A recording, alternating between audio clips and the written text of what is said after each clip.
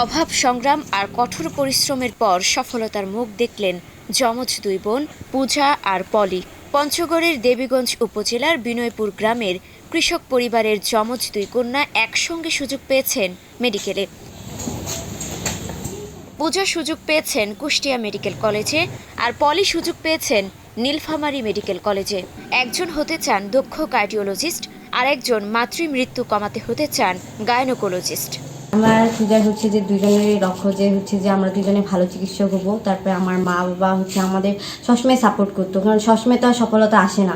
আমাদের লক্ষ্য ছিল যেহেতু ডাক্তার হওয়া, তো যে কোনো প্রবলেম ওর যদি হতো তো আমার কাছে হেল্প নিত, আর আমার যদি কোনো প্রবলেম হতো তাহলে আমি ওর কাছে হেল্প নিতাম।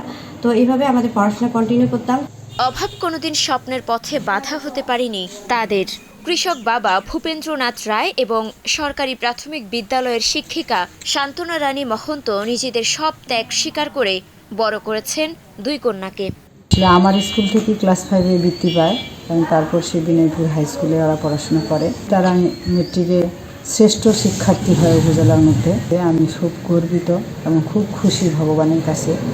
মেয়েদের এই সাফল্যে শুধু পরিবার নয়, আনন্দে ভাসছে পুরো এলাকা। জেলায় এই প্রথম যমজ দুই বোনের একসঙ্গে মেডিকেলে ভর্তির ঘটনায় গর্বিত এলাকাবাসী। ওরা কোথাও কখনো ফেল করেনি এবং সর্বোচ্চ ভালো নাম্বার নিয়ে পাস করছে, এবং ওদের প্রতি আমাদের এলাকার সব মানুষের ভালোবাসা বা সহযোগিতা আছে। আমরা ওদের জন্য দোয়া করি ওরা যাতে আরও বড় হয়। এখানে সৃষ্টিকর্তার অবদান এটা, এবং তার মা বাবা, তারপরেই তাদের অবদান।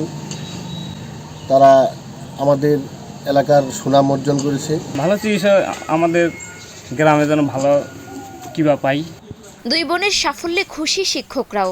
তারা বলছেন পূজা আর পলি প্রমাণ করেছে চেষ্টা আর নিষ্ঠা থাকলে কোনো স্বপ্নই অসম্ভব নয়। তারা এসএসসি পরীক্ষাতেও খুব ভালো রেজাল্ট করেছিল, আমাদের এই সেন্টারতে তারা বৃত্তি পেয়েছিল, এবং তারা মেধাবী এবং পরিশ্রমী, এবং উচ্চ মাধ্যমিক পরীক্ষা তারা ভালো রেজাল্ট করেছে এবং বৃত্তি পেয়েছে।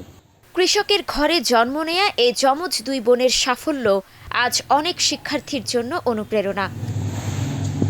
মুক্তা আক্তার, স্টার নিউজ।